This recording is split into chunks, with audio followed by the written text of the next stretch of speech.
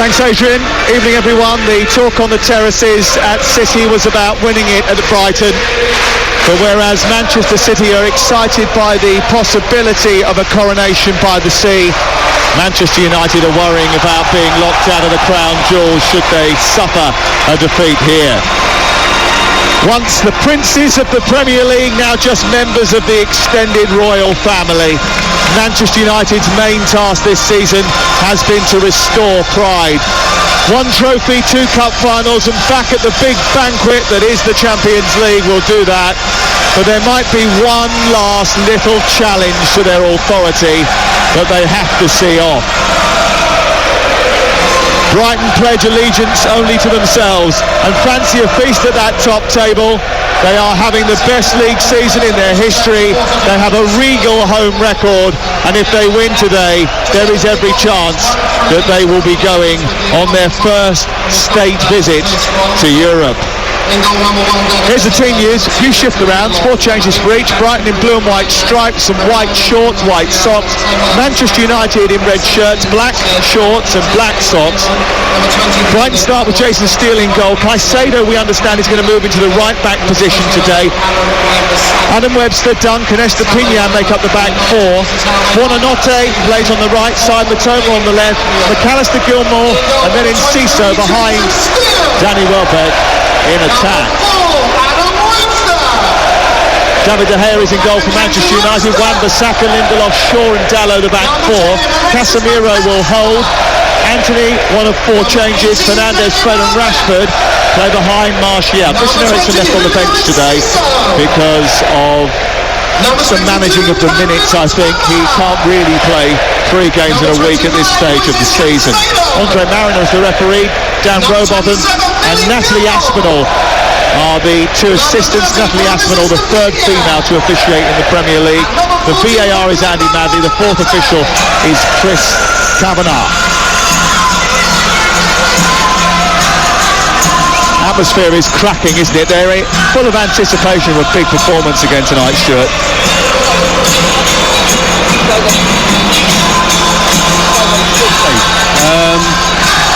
Listen, Brighton have pushed the bar up for everything. Off the football pitch, how a football club should be run. Training facilities, match facilities, sensibility of boardroom and owner. Just incredible what they've got here, and level of expectancy from the team is up there as well.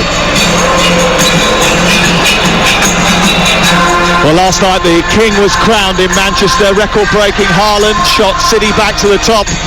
On Saturday, Sam Allardyce becomes the Grand Old Duke of Yorkshire.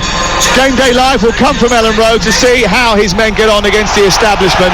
We've got live commentary from Spurs, West Ham, Forest, as we drift into Europe once again next week. There's so much football, you just don't want to turn your radio off because it is unmissable. TalkSport Stuart Pearce, former Forest captain and manager, is alongside me in Brighton tonight, and we're underway with Manchester United attacking the goal away to our left in the first half in those red shirts, and Bruno Fernandes just attempts to play the ball round the corner, just quickly up towards Anthony Martial. Doesn't quite work out for him, and it goes out towards the far side. Anthony progressing down the right side, back in the team today, gives him a different dimension. Yeah, as I say, they've got a nice way about Brighton. I've always found it very, very difficult to line up against them tactically. They get this high numbers in the centre area of the pitch, boxes of 4, that type of thing. Martial bending his run and trying to get into the penalty area away to our left-hand side.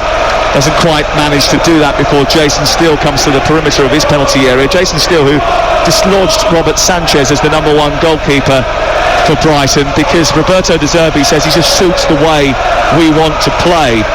When these 2 met at Wembley, it was cagey. United sat off, didn't want to get sucked in. Brighton weren't at their best. It'll be fascinating to see what sort of game we get tonight.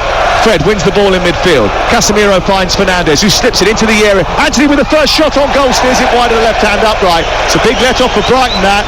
quick, sharp start from Manchester United, who have looked at the races since the whistle blew 2 minutes ago. They were very quick off their mark there, and as the ball was won in midfield, Fred, Casemiro and then Fernandes combining to set Anthony away, and he probably should have hit the target as he was played through on the edge of the area. I've got to say, straight ball, diagonal run, bisected the Brighton back line, and you've got to score there, to be honest with you, Sam. To miss the target is a bit of a crime. Goalie's got to make the save, and Dunk uncharacteristically there, giving the ball away a little bit loosely to Fred, but ball popped out for a goal kick. 2 minutes played. You're listening to Talk Sport, and it's Brighton and Hove Albion 0, Manchester United 0. Roberto De Zerbi standing on the touchline, has been under the weather a little bit over the course of the last 48 hours. He looks okay. Matoma coming forward for Brighton, quickly tries to release the ball towards the edge of the penalty area where Buonanotte was waiting for it. Went back to David De Gea. A few Brighton fans thought he was a little bit iffy with his feet there, but he found a crisp enough pass into the left full-back position and to Diogo Dalot. Fred has it in midfield, pressing up on the halfway line. Brighton trying to win it back. Caicedo, who's playing at right back today, gets it back to Jason Steele, who then kicks high into the evening sky, the beautiful evening sky. The sloping roofs of this wonderful Bowl Amex Stadium in the middle of the Sussex countryside has got a wonderful backdrop to it tonight. This beautiful blue sky on a wonderful early summer's evening. Oh, mistake by Lindelof. He's giving it straight to Matoma, edge of the area. Right footed shot. Oh, he smacked it straight into the face of David De Gea, whose head has just made probably one of the saves of the season, stopping Brighton from going in front. They should be in front, and it's only because David De Gea took one full in the face. It might well have knocked him out, but they are not on the scoreboard. Stuart Pearce. I've got to say, we're less than 4 minutes in now, and we've had two absolutely wonderful chances, one at each end, and give away on that occasion. We see it so often now in modern day football. Teams trying to play out from the back, getting caught with the ball, and Matoma should have done better. He's ended up hitting the ball and caught De Gea looking at the replay right on the temple.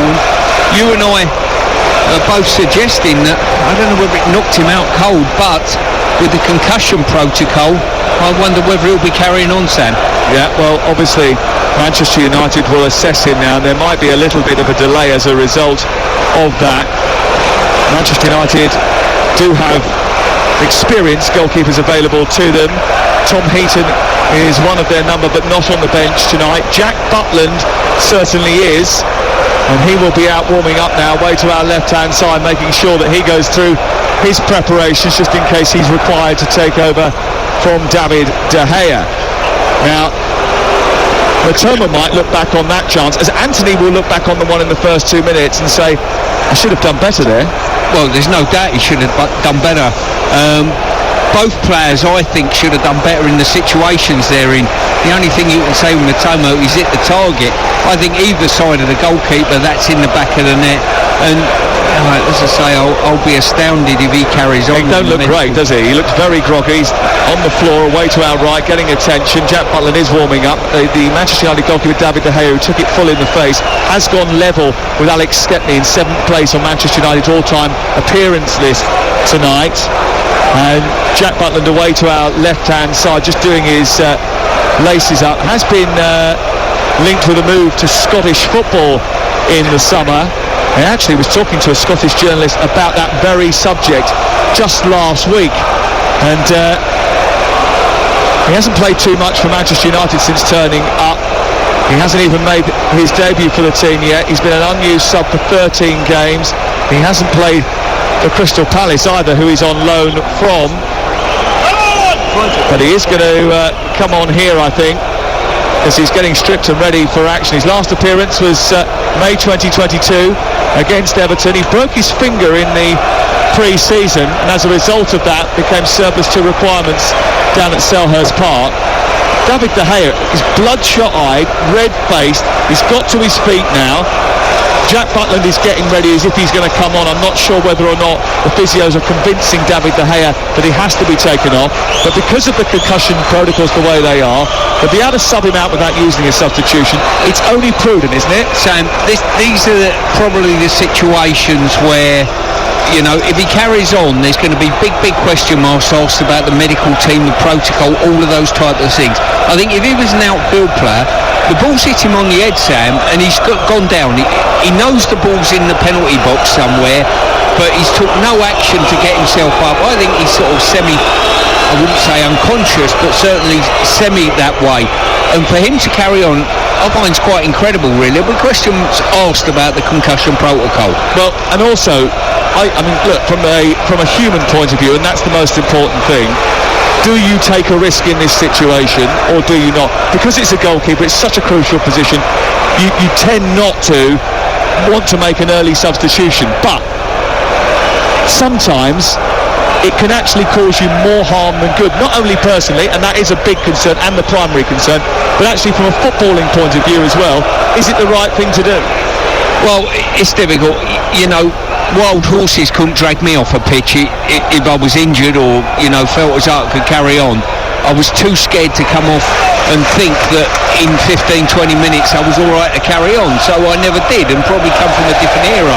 But I've just seen an instance there that I think why concussion and the protocol was brought into the game, and the game's basically ignored it. Should there be someone independent that is telling Manchester United they have to make a substitution? Well, once again, that's really difficult. I've been at the sharp end, Sam, in teams, and I wouldn't want someone independent telling my medical team and me as a manager what should and shouldn't happen. Really difficult, but I think he should have left the pitch, if I'm being honest with you, on what I've seen. 8 minutes played, but only 5 have been really had the ball in action, and Manchester United have already got it down over their goalkeeper away to our right hand side. We'll keep an eye on it. It's back with Jason Steele away to our left hand side, and Manchester United just allowing Brighton to have the ball as they did in the Wembley semi-final. Those two centre-backs exchange passes quite a lot. Manchester United don't want to get sucked in to a pressing game where they can get beaten over the top or get played through easily. I'm just looking at it's Billy Gilmour and McAllister at the base of Brighton's midfield, and they've just gone 2-on-2 with Fernandes and Fred's got himself around McAllister. I don't know whether they've looked at that and thought, you know what, we need to nullify this boy tonight. Well, 0-0 is the score. You're listening to TalkSport, and already we've had a couple of big incidents, 2 big chances and serious injury to the goalkeeper David De Gea. Ball back on the edge of the penalty area by Estepinian to Jason Steele, invites a bit of pressure from Martial and clips it out towards the far side. Elegant pass headed down by Estepinian, and then escaping was McAllister, but he's harassed and gets away with it. Welbeck up to halfway, Casemiro turns it over, and now Rashford races forward through the legs of Dunk, edge of the area, feeds Anthony, who cuts it on his left foot, then waits, gives it to Fernandes, who blasts it over the top of the crossbar. Well, I've got to say, we have got a magnificently open game on our hands here. Two teams that in possession have been very, very intricate, cutting the opposition open, and when they've spread to play, if they've lost possession, either team, the opposition have been straight at them. And I'm just looking for the tactical nous as well of Dunk. Dunk's been quite happy to go from a centre-half position, squeezing all the way in midfield to go and pick up midfield players or strikers that have dropped deep. Billy Gilmour, the youngster, on the ball inside the centre circle, clips it over the top for Estepinian to chase from left full-back into almost inside left position. Across goes Wan-Bissaka, wins that duel and sends it back into the 18-yard box where it's cleared away by Luke Shaw. Luke Shaw up to Fernandes up to Rashford trying to get away from Caicedo. It's going to be a free kick on the halfway line. Here's a question for you. Caicedo playing at right back tonight. Yeah. How difficult is it when you're not in your natural position to go into one of those positions? I find it very difficult, to be fair. I think it'd probably be easier for someone like him to go right back than it probably will be for a full-back to go into the midfield slot. And I'm just seeing a lot of spaces here. You watch Dunk in free play, he's going all the way into midfield on occasion. Sometimes with Martial, sometimes he's stepping beyond him and going with Fred. But what that's doing is leaving a lot of space behind. They're almost 3v3 on the halfway line, spaced out right across the halfway line. Well, Manchester United have started quite brightly, and certainly look at it. Referee has given a free kick over on the far side. Andre Mariner, he's given that to Brighton and Hove Albion. And and it's going to be a free kick which is quickly taken by Manchester United out towards the near side. Brighton not happy about the award of that free kick. Gallo plays it out towards the near side. He twists away from Buonadete, and then it's run back by Billy Gilmour high up inside United territory, taken on by Enciso, who gets it away from Casemiro, then wins it back. Then David De Gea kicks it clear, and then Caicedo sends it back to the edge of the penalty area. It's a fast, open game in the opening 11 and a half minutes on TalkSport. Caicedo tries to get there ahead of Rashford in the left wing position tonight. He's playing off the left this evening, Marcus Rashford, and it goes all the way through to Adam Webster at the heart of the Brighton defence. I'll tell you what he's shown already, Caicedo. He's got an aptitude to read play, and he's also got the pace almost to match Rashford, which might be important this evening. 12 minutes gone. Brighton will go 6 for the win, and above Tottenham and Aston Villa, here's Enciso out towards Matoma. Matoma inside the penalty area, cuts in on his right foot. He's allowed to wander, shoots it to the far corner and misses the upright by just a couple of centimetres. Lovely ball control and command from the Japanese international, who took the ball down, wandered infield, right-footed, and sent it towards the far post.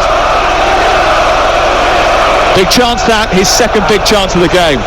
It certainly was. When he weaved into the box, you could see players, they didn't want to go close to him, didn't want to commit to the foul in any way, shape or form, and he's done everything right, bar maybe offered it outside the post a little bit too much. I'll tell you what, teams playing out from the back is absolutely semi-suicide, I think. You know, now United might play through them and score now, but both teams happy to play out from the back. If you get your press right, you'll get chances. Have a quick listen to Alan Brazil on the Sports Breakfast, and he will reiterate that quite often of a morning. When it works, it really, really works, doesn't it? And you look at Pep's team and you look at the way Brighton do it and have done it for the most part of this season, it certainly can have huge benefits to the way that football has progressed over the last few years.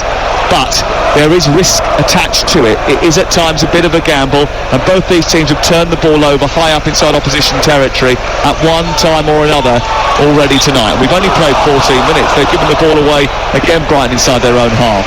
And Fred trying to win it back from McAllister, who's trying to turn in a tight area. Fred's chopped him.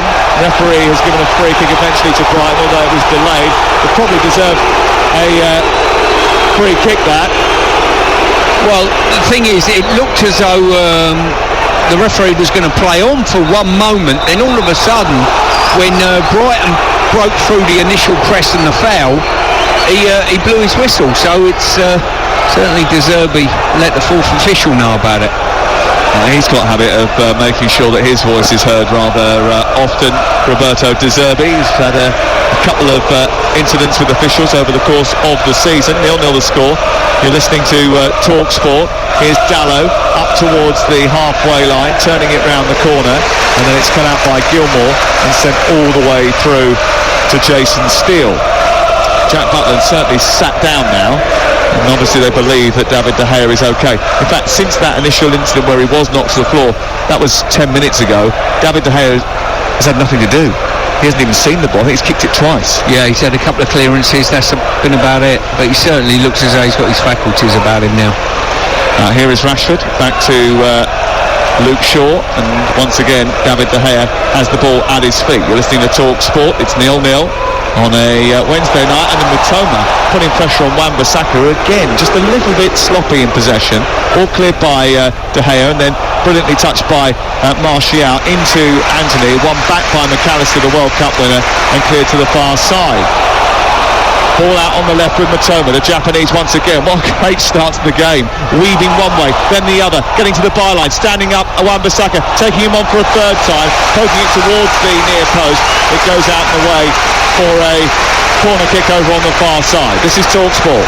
Sam, I've seen 15 minutes of football, and I'm going to stick my neck out and say this is the best 15 minutes of a start of a game I've ever seen this season.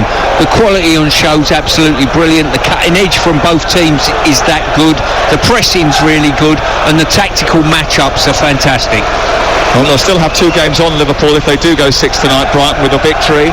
Manchester United will go above Newcastle with a win, 1 point clear of the Toon. They're defending a corner kick on the far side, whipped in towards the near post. Up there is Webster with a header, and it's planted into the arms of David De Gea, who rises after it went into the ground and up high towards the crossbar. He immediately dispatched it upfield, looking for Anthony. Anthony's put pressure on Estepinian, who initially looked as if he was going to suffer a little bit, but recovered.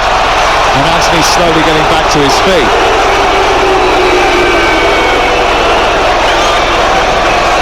0-0. Here is Lewis Dunk moving up towards the halfway line. Infield it goes to Danny Welbeck, who drops deep. Brighton aiming to win 3 league games in a row against Manchester United for the first time in their history. And before the last 2 wins that they racked up, they'd only ever won 3 of 17 in top flight competition against the Red Devils. But times are changing here at Brighton. This is a very different Brighton to the one that got to the cup final in 1983, 40 years ago. Here is Welbeck. That was their last great team. Lots of people, if you speak to Seagulls fans, will tell you this is the best they've ever seen in blue and white striped shirts. Caicedo into Enciso, and then back to Buonanotte, who tries to travel infield. Only made his first start at the weekend. Facundo Buonanotte of Argentina. He scored in that first start. He's 18 years and 129 days old. Carlos Tevez was his manager at Rosario, and he said he's the best I've seen since Lionel Messi. Well, right, you need that. Mitoma into the area, jinks past Wan-Bissaka, left the leg dangling out. Referee said no play on, and Manchester United swept the ball up the other end.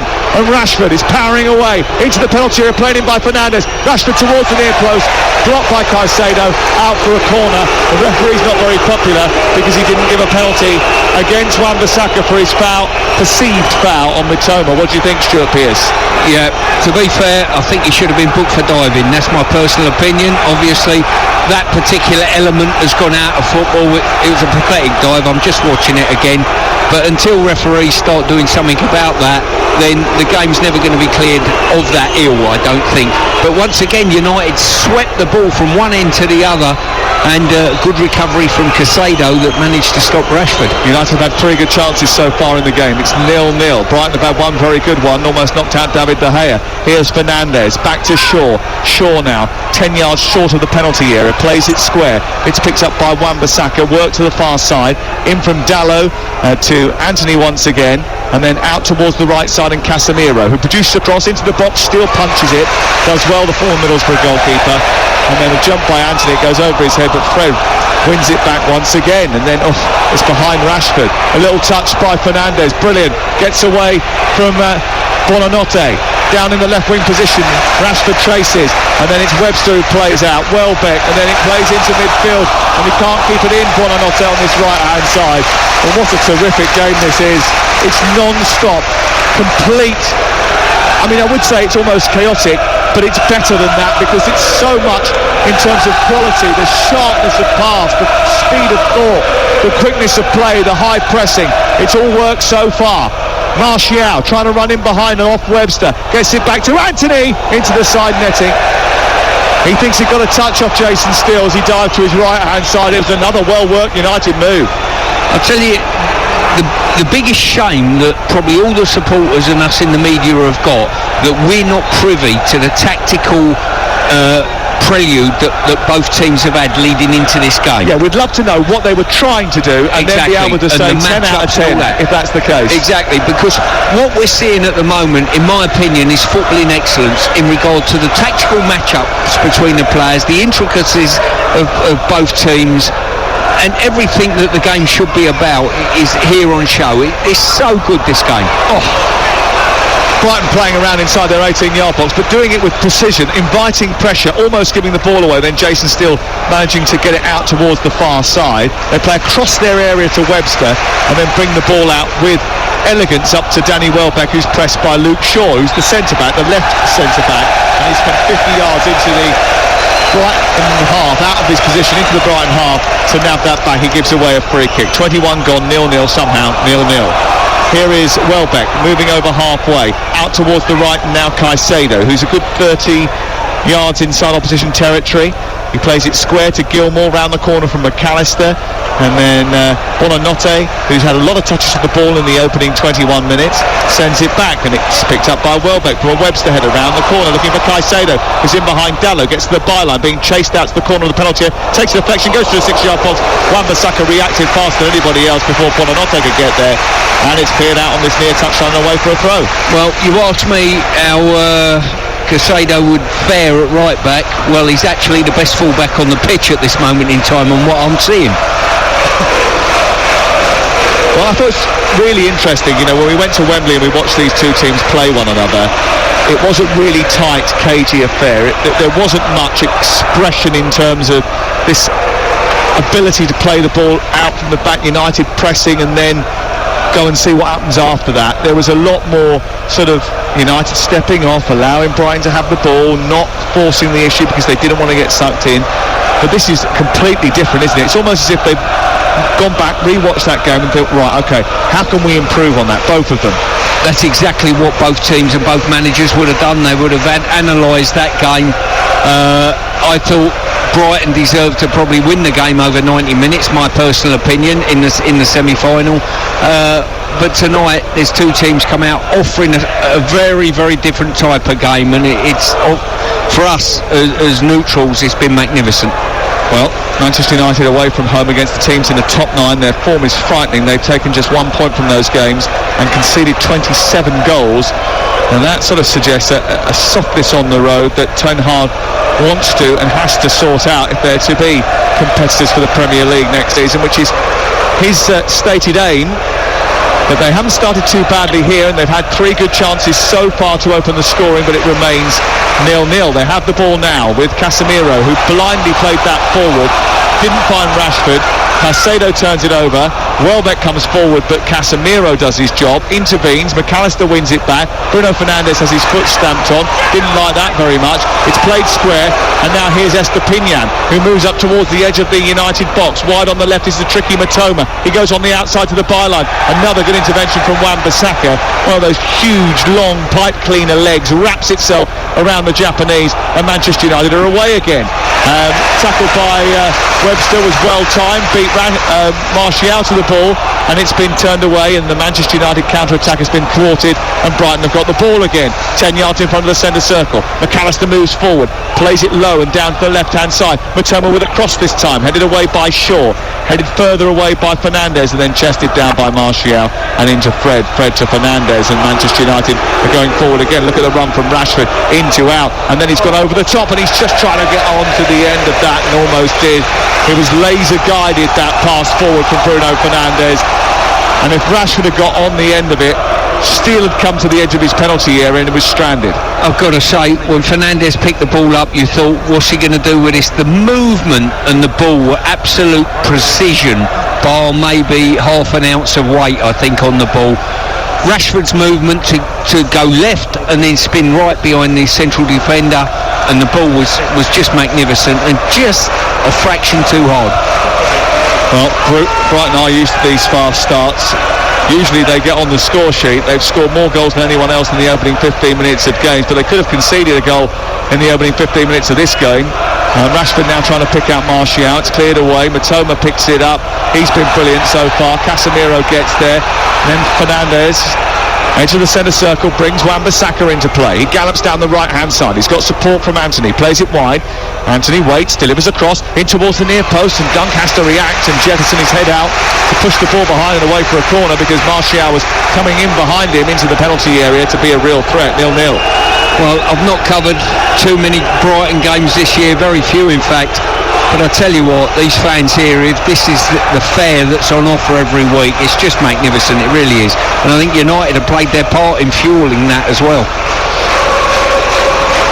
Corner kick to be taken by Shaw over on the far side, and Rashford is right on the edge of the D here, and no one's really paying too much attention to him. Shaw's cross is delivered in towards Casemiro with a header. It's only narrowly over the top.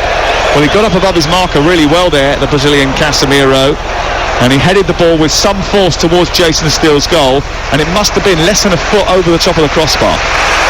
Yeah, on first viewing I thought Jason Steele should have come with the loft on the ball, should have come and helped his back line out, but looking at it, there was too much curl on it, away from him, he couldn't have got anywhere near it. Brighton are a force to be reckoned with. Remember when they looked pretty but couldn't finish? Well, Roberto De Zerbi has sharpened the focus. He is only the 7th Premier League manager whose side have scored 50 or more goals in his first 25 games in charge. Not sure what that says about what went on before, but they certainly started to put the ball in the back of the net with more regularity. They haven't done that too much today. In fact, they've only really had one big chance since the opening few minutes. They've created half chances since then. Manchester United have had the better ones, but it remains 0-0, 27 gone. Brighton have looked a threat, so have Manchester United. Both so far have been defensively okay. 0-0. Just looking at these two, Webster and Dunk, they've been absolute colossuses for many years, haven't they, for Brighton, and they're probably playing as well as they ever have done. I think Dunk's been certainly magnificent this year. Started the last 45 Premier League games, Lewis Dunk. Adam Webster has played in the top 5 divisions in England and played at Wembley for his club as well since his £20 million move from Bristol City. So he's had some experience up and down the leagues before he got here, and he's had some experiences since he's been here, and he may be going on a European tour. Ball up towards Fred, who's inside the Brighton half of the field. It's swept by Fernandes out towards the wide left, and Rashford takes on Caicedo, goes on the outside, shoots towards the near post, saved down low by Steele, who, after Caicedo was shown a clean pair of heels by Marcus Rashford, made a really good save actually, dropping down to his right and repelling that effort from Marcus Rashford. Yeah, United worked it really well. Fernandes sliding it out to Rashford, and Caicedo saying you're not coming in and shooting, but he showed too much outside space to him, and Rashford's good enough, a burst of space, and he's created a yard and still done well guarding his near post. Yeah, had to, because if Rashford just got a little bit higher, he would have managed to penetrate that goal away to our left-hand side, and United have got another corner kick taken by Fernandes, driven towards the edge of the box, worked to Anthony, left-footed, it goes towards the goal, flips by Steele, goes behind and away for another corner. Well, I think initially that was a missed kick by Anthony, but the missed kick sort of put Steele off because he was diving to his left, and it meant that he went a little bit early, and then he had to sort of almost readjust mid-flight. As a result of that, he spooned the ball round the post. It's another corner. I'll tell you what, that was absolutely brilliantly worked by United. It was driven across low towards the edge of the box. Fred's let it go straight through his legs. He knew what was coming behind him, and Anthony's effort nearly guided in by Casemiro or Martial. Short back from the corner kick. He's in an offside position. It's a little bit sloppy. It's going to be a free kick over on the far side. 59% possession for Brighton so far in the game. 3 shots to United, 6. 2 shots on target for Brighton, 2 shots on target for Manchester United. 1 corner to Manchester United's 5 now. It's been a busy old start to the game here live on Talk Sport with Now Sports, and don't forget with Now Sports you can watch and stream all the Sky Sports action for just $11.99, no contract, including tonight's game. Search Now Sports. Here's Rashford on the edge of the area, playing the ball up to Martial, gets the return, it's cleared away by Webster and out towards the far side, and then Ciso grabs hold of it and eventually goes out of play. Pascal Gross is here, not playing tonight because of a knock, but he is a regular scorer against Manchester United. 6 goals in 10 Premier League games. He was on the score sheet when Manchester United were beaten here, and Stuart and I were sitting in these exact seats at the end of last season, and they won 4-0. An unbelievable game. Yeah, it certainly was. I think from a spectacle this one's far better. We might not have had the goals at the moment, but the tactical intrigue in this game is just brilliant. Caicedo taking the ball over the halfway line from the right full-back position for Brighton. He helps it on to Buonanotte, who moves up towards the edge of the area, tries to squeeze it between a tight gap. It's headed away by Gallo. There was no suggestion of handball. It goes back out to the near side, and then it's into Fernandes, who loses possession to Caicedo, brings him down, gives away a free kick in a dangerous area. One of those where he took one for the team there, Fernandes, after initially getting caught on the ball. Yeah, it certainly looked as though he did, and once again Caicedo getting forward, offering himself as an extra option up front on this right hand side. Half-time in the game at Huddersfield. Big night for Huddersfield tonight, or could be. Alan Biggs. Yeah, Huddersfield 0, Sheffield United 0. Huddersfield living very dangerously indeed. Just need a point for survival. They've survived a couple of really big chances wasted by Daniel Jefferson on both occasions, and Sheffield United far on top, chasing shadows for Neil Warnock's team. But he'll be delighted with this. Huddersfield 0, Sheffield United 0. Yeah, they 1 point to stay up. They play Reading at home on Monday, who are the team that they're vying to stay in the Championship with, and goal difference could be a massive swing. And Adrian Durham will be round the grounds on Monday to bring you the final day of the Championship across TalkSport and TalkSport 2. Free kick then for Brighton, wide on the right hand side. Buonanotte takes it, the teenager, towards the far post. Webster heads it towards the left wing position because it went a little bit too far. Comes back in by Billy Gilmore towards the far side, and it goes behind and away for a goal kick away to our right hand side. This is TalkSport, and we've played 32 minutes. Billy Gilmore, who was signed by Graham Potter and the team here from Chelsea, hasn't been a regular in the team. He's played a handful of games now, but he struggled to get into this team like he struggled to get into Lewis Dunk's quiz team. Just looking at Webster there, they're talking about earlier Dunk stepping in. Look, Webster stepped all the way in with Fernandes. Dunk stepped all the way in as well, leaving no central defenders whatsoever in their lineup. And Manchester United are breaking down the right side. Anthony towards the edge of the area, pokes it into Martial, edge of the box. It floats to the 6-yard area. Rashford trying to keep it alive. He's going to, he gets to the perimeter of the box on the wide left position, turns it round the corner, and it's picked up by Fred. Fred fighting for it, got a little knock, went down. Referee looked at it, and then Rashford tried to win the ball on the edge of the area once again. Evenly matched contest this. It's still 0-0. I'm not sure how. Here's Estepinian, the left back. He was the third furthest player forward on the break. In it goes to Enciso, wide to Buonanotte. Then on the edge of the area, Welbeck is calling for it. He turns, plays it out wide towards the left. Matoma, back to Welbeck, edge of the area, encouraged to shoot, tackled by Casemiro. The ball's turned over, and now Manchester United are going to go at the other end on the attack. They play it forward up to Martial. He couldn't get it under control, and it goes all the way to Jason Steele. And if you'd like to, just for a second, just have a breather. I'll tell you what, I've watched a lot of football over time, as we both have, Sam, but this, I'm finding this so good. This almost relights your love for the game and just tells you which way the game's going nowadays. Brilliant. Down towards McAllister for Brighton, who come forward. Right-footed shot towards the far corner. Well, David De Gea can only stand and watch it because it was arcing towards that far post.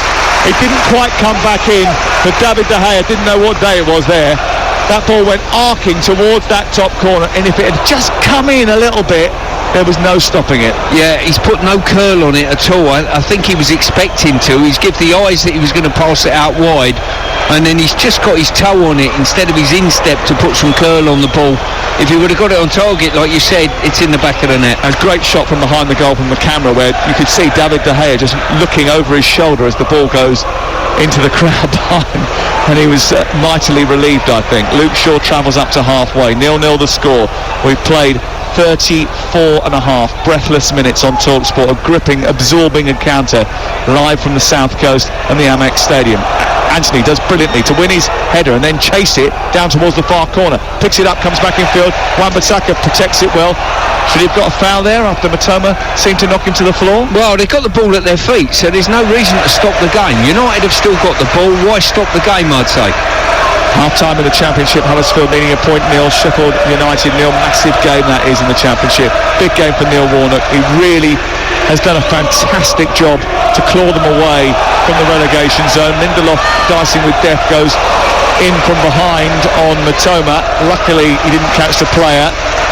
And we play on with Brighton in possession away to our left-hand side. The game being played at an incredible speed. And I mean, we've been to some terrific games, even this week. I mean, the game on Sunday between Liverpool and Tottenham was bonkers. The game on Monday night, Leicester and Everton, was absolutely outstandingly good.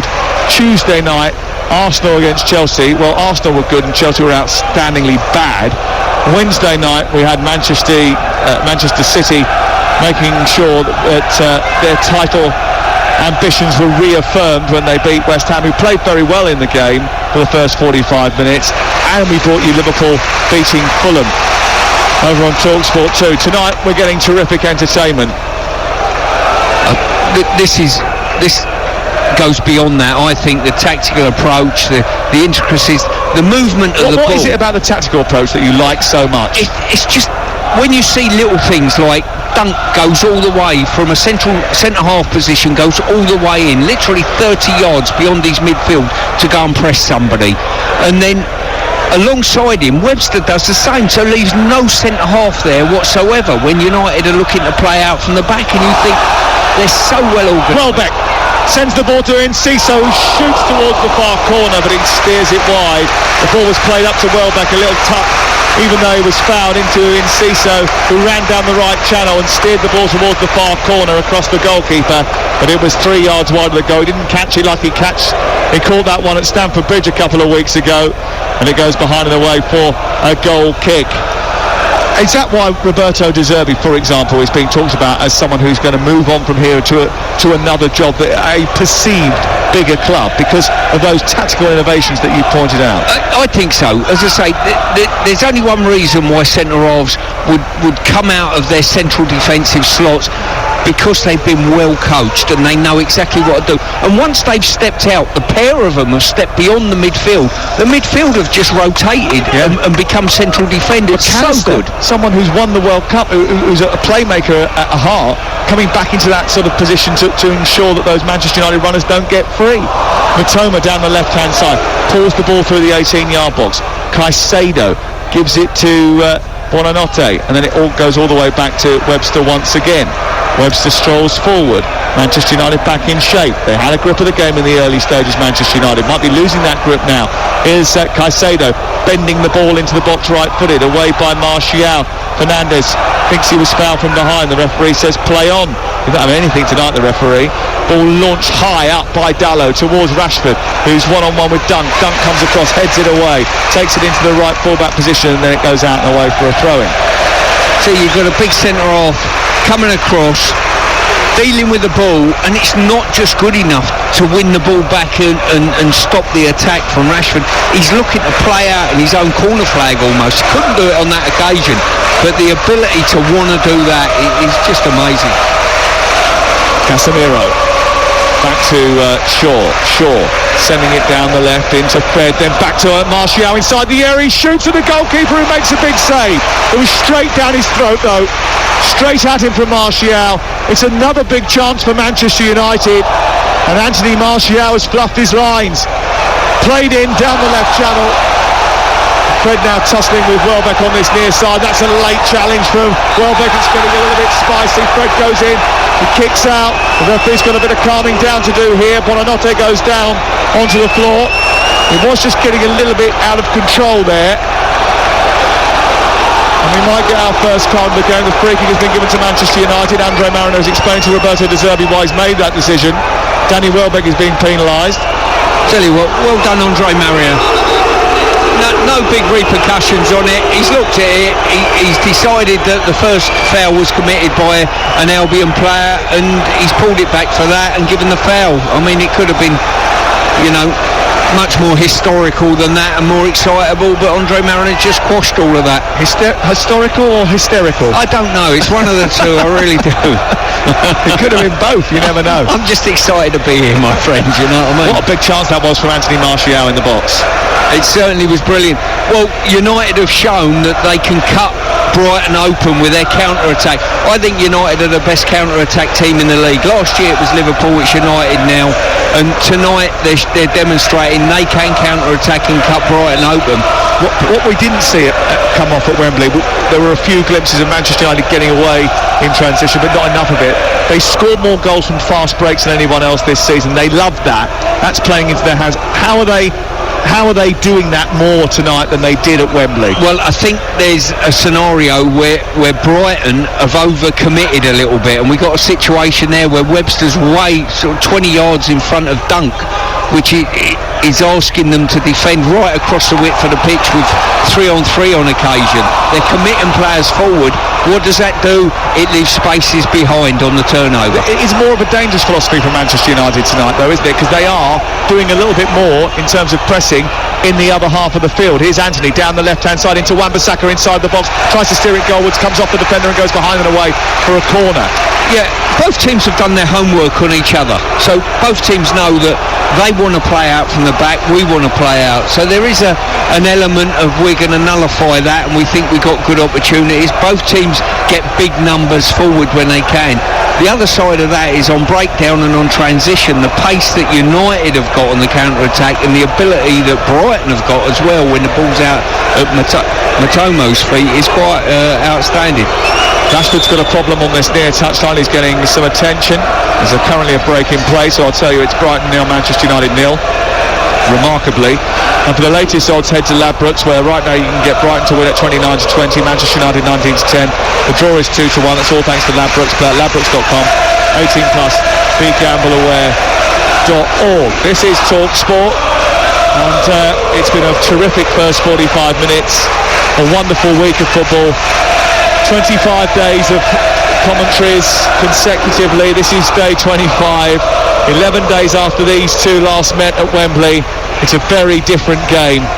Manchester United committing more to the press, sometimes getting a little bit sucked in, but they haven't had too much damage over the top this time around. And every time Brighton think they're getting a grip on the game, Manchester United hit back, and they've had the best chances in this first 45 to open the scoring. Ball in towards the near post, away by Welbeck. The delivery was poor from Fernandes, and it's out on the far side and away for a throw-in. He hit it with venom, but there was no loft on it at all, was there? No, as I say, he's put good pace on it. I wonder, we've not got a good angle here. I wonder whether he's seen a gap sort of, just inside the 6-yard box to whip it inside that defender. We're basically sitting behind the dugouts here at the Amex Stadium, the 31,800 all-seater stadium. Great venue for football. Here is Buonanotte trying to escape for Brighton. Well won back by a combination of Fred, then Dalot, then Fernandes, then Rashford is on the way because Martial sent him through, and he's running between Caicedo and Estepinian, who does brilliantly to get back and nab the ball for Brighton. Excellent work. Up it goes to McAllister, who overruns it slightly. Casemiro late, very late. Yellow card, swiping the feet away from McAllister. Brazilian on Argentinian. And there was no love lost there, was there? That was a full, meaty challenge from Casemiro, who took everything away from McAllister. He swiped his legs from behind him. And it's a free kick just in front of the centre circle. Yeah, just looking at the replay on that, and McAllister knew it was coming, make no mistake about that. He's not been caught unawares. He's had a little look and saw the challenge coming in, and I don't think there was ever any doubt he was going to get hurt by it. 1 minute to go before the conclusion of the first half. A little tap by Estepinian, a floated ball by McAllister is hefty. Buonanotte keeps it in. Martial tries to bring it clear. Webster does well. Buonanotte's got it again. Left footed towards the far corner. It's the outside of the post. Or very close to doing so. And David De Gea wasn't too sure where it was going. The free kick was a cute one. It came to McAllister. It was deep. Kept it alive, Buonanotte, really, to be honest with you. The second ball won well by Webster. Back into Buonanotte, who got away from Martial, then left-footed. Oh, it's so close to dipping it at the far post. And it was just narrowly wide in the end. Yeah, he's put reasonable curl on it, but we've had probably about 3 or 4 efforts at goal that players have, normally the proviso is aim for the post with curl, and you know you're going to be inside the post. They've set it out too wide. Well, Brighton won their last game 6-0 against Wolves. They were 4-0 up at half-time. It was their biggest Premier League win, and the first time they ever scored 6 in a top division. We could have had 6 goals in the opening 45 minutes here, and we haven't. I mean, I've got Anthony, Mitoma, Fernandes, Anthony, Rashford all written down. Martial's had a good chance as well. It's been a lively first 45 minutes, but the best of those chances have gone the way of the away team. 4 minutes of added time at the end of the first 45. Some brilliant football has been on show here at the Amex Stadium. There has been a real pace and tempo to the game, and certainly incredibly lively at the Amex Stadium this evening. Remember, on Saturday, no midday kickoffs because of the coronation, so we bring you 3 o'clock kickoff on TalkSport from Tottenham against Crystal Palace, and Sunday night it's West Ham United against Manchester United, and that game kicks off at 7 o'clock. 7 o'clock Sunday night, live on TalkSport. Monday night, Nottingham Forest against Southampton. They're our next 3 big Premier League games. The final day of the Championship is on TalkSport on Monday from 3 o'clock. They all kick off at 3 o'clock. We'll be on air well before that with Adrian, and it is one hell of a last couple of weeks of the season with European action to come next week as well.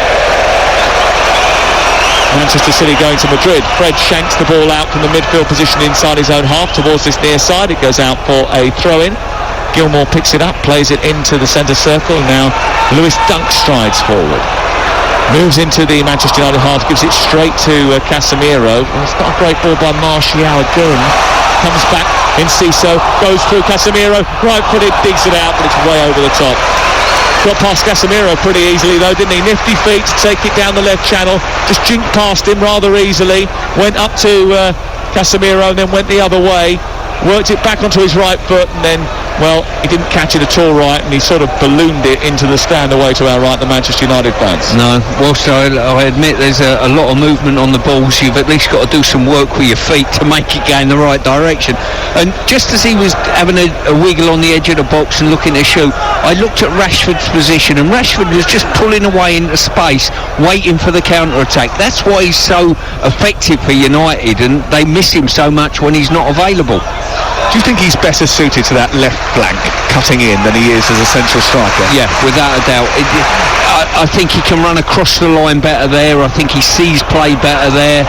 And he can cut in on that right foot. Here is Buonanotte on the far side, the right, cutting in perpendicular to the edge of the penalty area. It's blocked by Dalot. Free kick given, and McAllister wants to start it quickly, and he's been allowed to. Out to the wide right, and Ciso into the penalty area. Plays it against Rashford, goes out into corner. Well, and Ciso should have put that in a bit earlier. Clever play there. Good early. It's good to see a quick free kick taken. Everything's normally so contrived this day and age. Quick free kick. He was in behind, and when he had the opportunity to slide it in behind the back line, I think he should have took it. Here is the corner on the near side to be taken by Buonanotte. Gilmour goes short.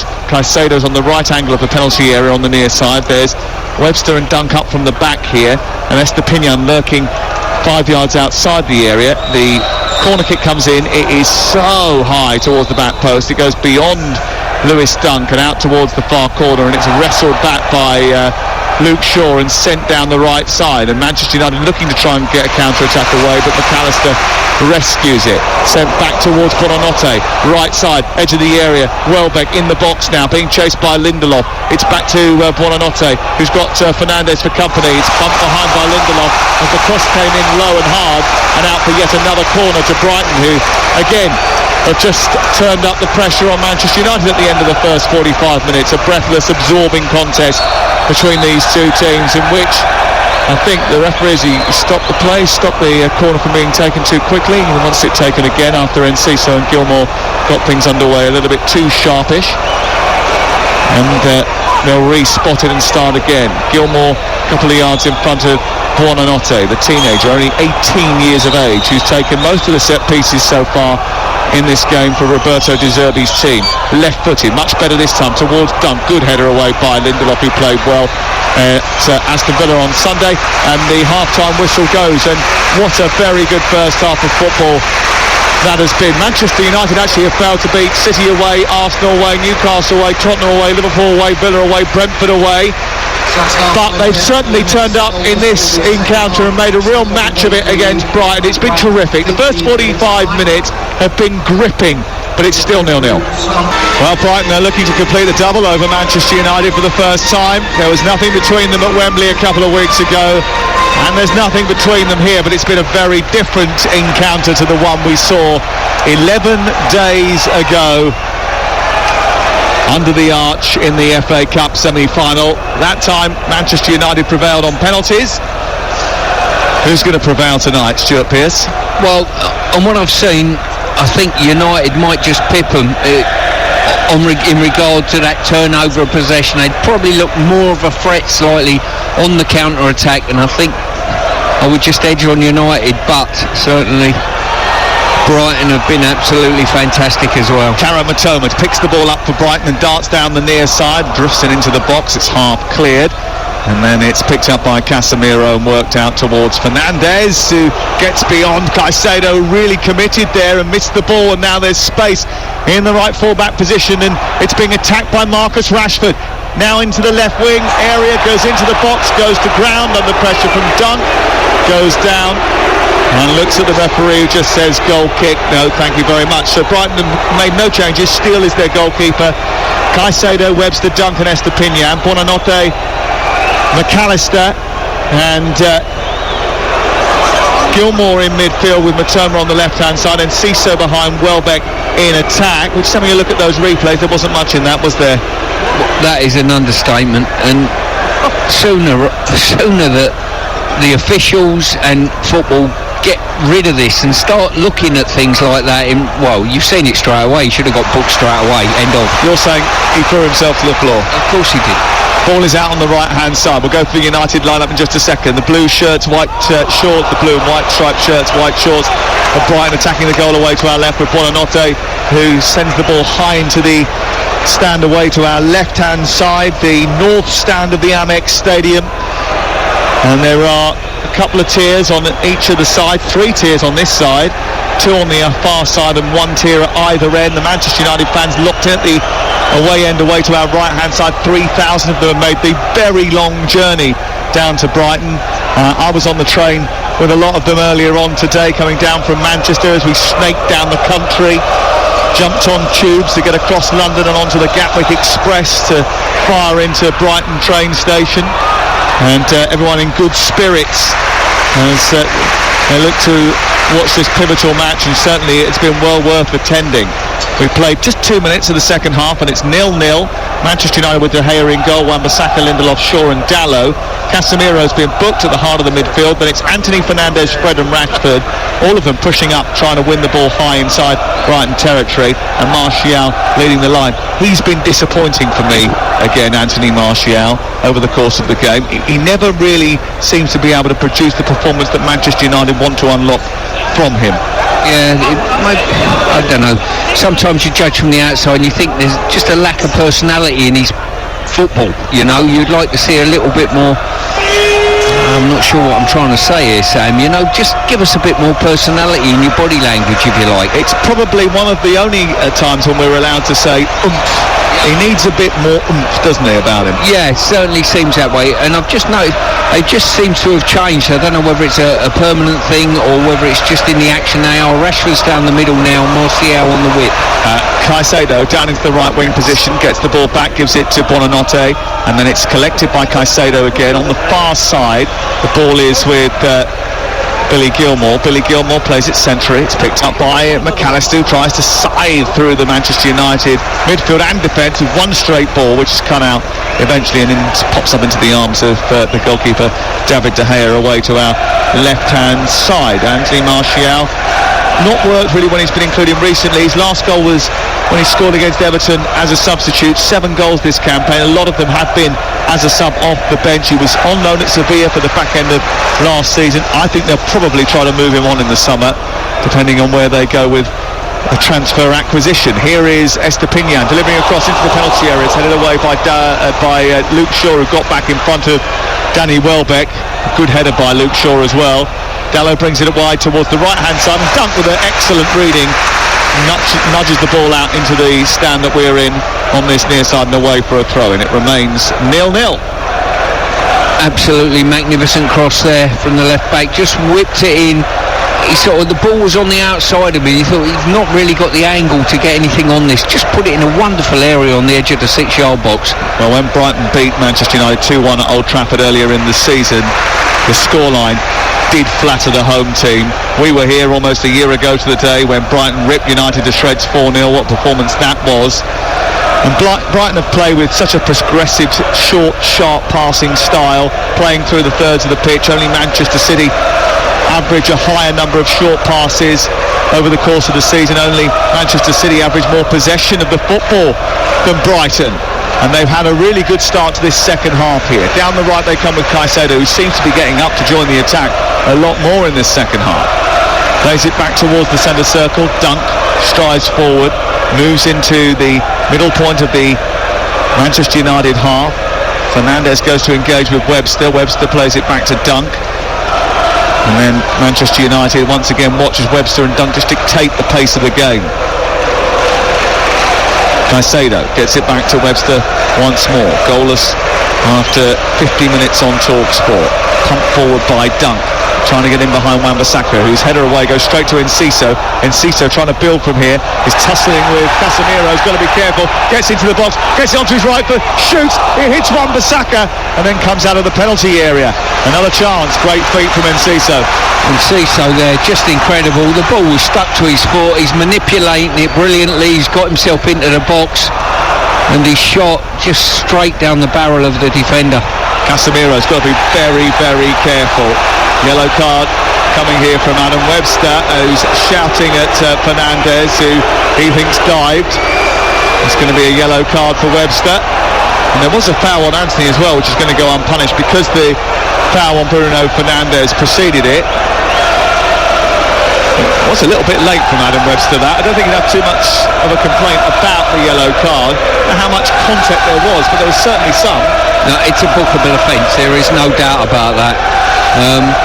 The other side of that is, Sam, and you don't want to keep on about it, but if you're going to book someone for that, book someone for diving as well. Let's have a little bit of consistency in regard to what we're trying to do and clean the game up a touch, but let's not detract from the fact this is a fantastic spectacle. Casemiro does need to be a little bit careful. He had a little nibble at Enciso. Enciso was very incisive on the edge of the penalty area, the way he got his feet sorted out to take it away from him, but he was having nibble after nibble after nibble, and I was just thinking careful, because that would have been 3 red cards since the World Cup if it got sent off. I don't know how long you get for 3 red cards, but I can imagine it's not a short ban. It certainly wouldn't be for that. To be fair, that's a whole career's worth near enough for me. It's amazing, all sorts of records being broken. Trevor Sinclair was telling us last night that Erling Haaland scored more goals this season than he did in his entire career. And you're about to tell us that Casemiro is likely to pick up more red cards this season than you did in your career. Well, he's only got to get 2 more and he's level with me, so... Bruno Fernandes is back up and he's playing, and he's on the pitch, and despite the fact that he got treatment, he didn't have to go off and come back on again, which is why the Brighton crowd aren't too happy. It's 0-0, we're live at the Amex Stadium, and there's a little twirl from Anthony which set Manchester United off and running again. Anthony Martial only half committed to getting hold of that, and it was cleared away by Brighton. Wan-Bissaka committed but not able to deal with Billy Gilmour, went through his legs. Wan-Bissaka, he's pushed Gilmour to the floor, bullying the poor kid. It's a free kick, nothing more than that. 1 red, yellow card apiece. Webster and Casemiro in the referee's notebook, and Andre Mariner, who's in charge tonight.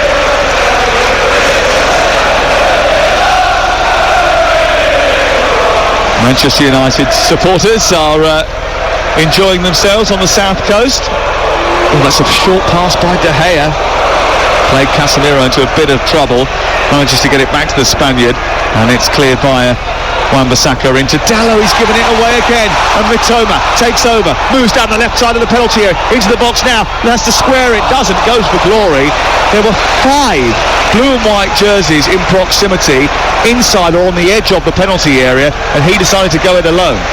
Yeah, I was speaking with Aid at half-time, and I just said I hope this game doesn't get decided on a mistake from someone giving it away. I hope someone earns a victory, if you like. And to be honest with you, another occasion there where a cheap giveaway in their final third by a team has ended up with a shot at goal.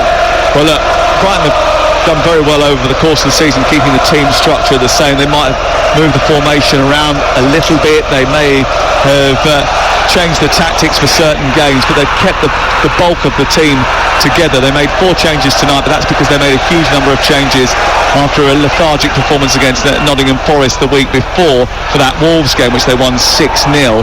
But I think only 2 teams have made fewer changes to their starting lineup all season, and they've certainly look like a unit tonight.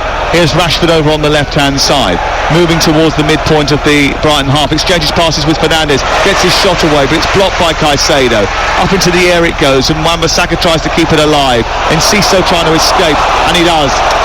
Moves up to the halfway line. So Manchester United were on the attack, and now they've got to get back into a defensive shape. Estepinian. Halfway, McAllister. That's slow because of interceptions from Wan-Bissaka. Lovely ball by McAllister out to the far side. Taken on by Caicedo. Into the area, left-footed. It's repelled, comes back to him on the edge of the box. Tries to turn again. Swirls into traffic. Dalot gets it clear. And the ball is with Casemiro deep inside Manchester United territory. He plays it to Fernandes, who's harassed by Caicedo.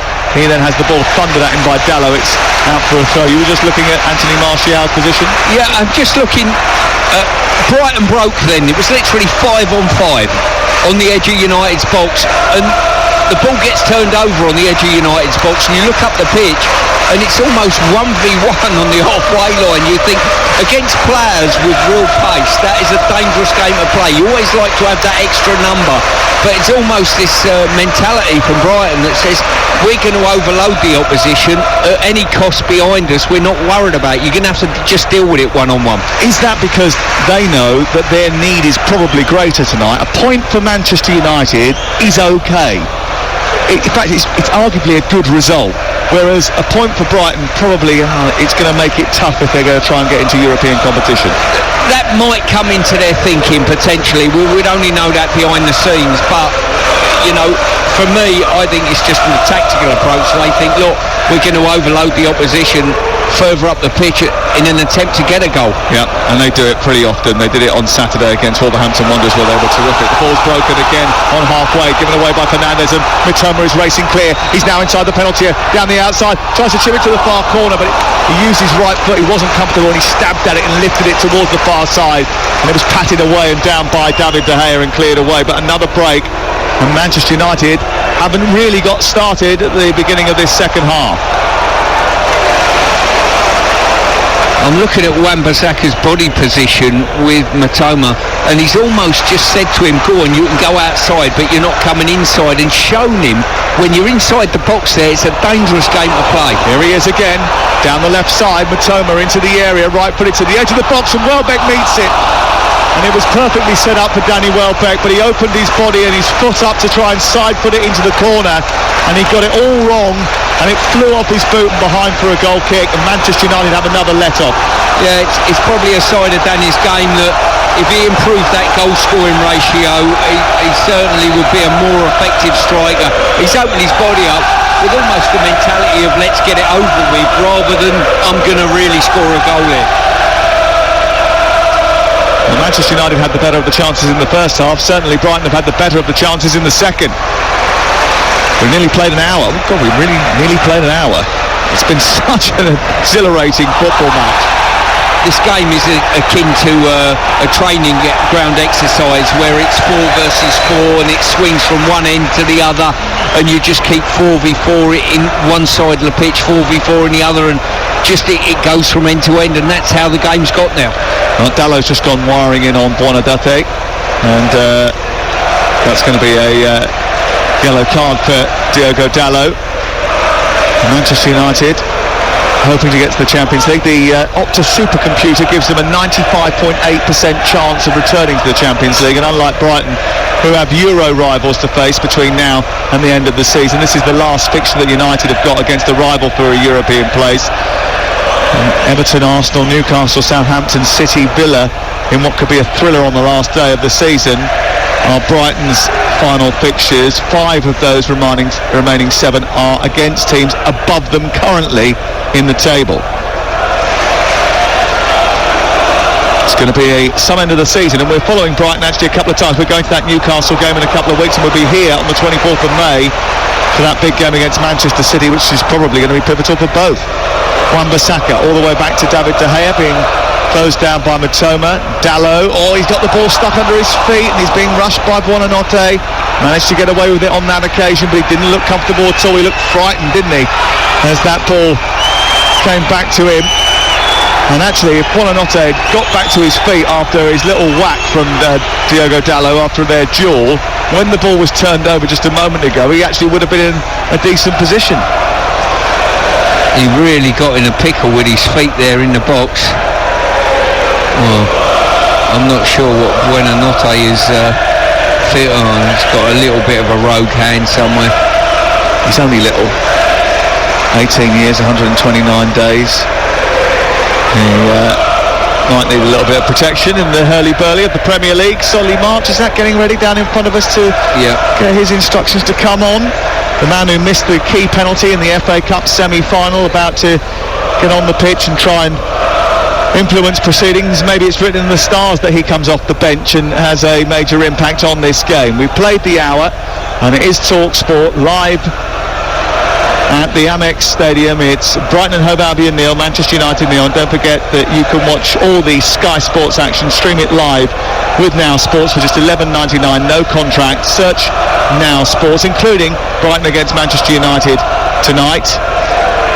And we've got live action for you Saturday, Sunday, Monday, Tuesday, Wednesday and Thursday from all sorts of different competitions in Europe and from domestic action too, as the end of the season really revs up. Manchester United going into within a point of Newcastle with a point here. Brighton staying in 8th, but a point behind Aston Villa with 2 games in hand on them and Tottenham and Liverpool. Here's the substitution, Buonanotte coming off, and on comes Solly March.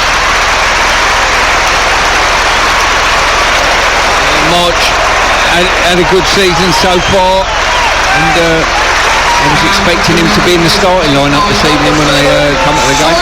Yeah, 8 goals since Christmas for Solly March. And he goes out over on the far side into that right wing position, that familiar position that we've seen him play over the course of the season. He really has had his best campaign, I think, in a Brighton jersey, certainly at the top level. Has made a real impact, obviously had a huge impact in helping get them to this level.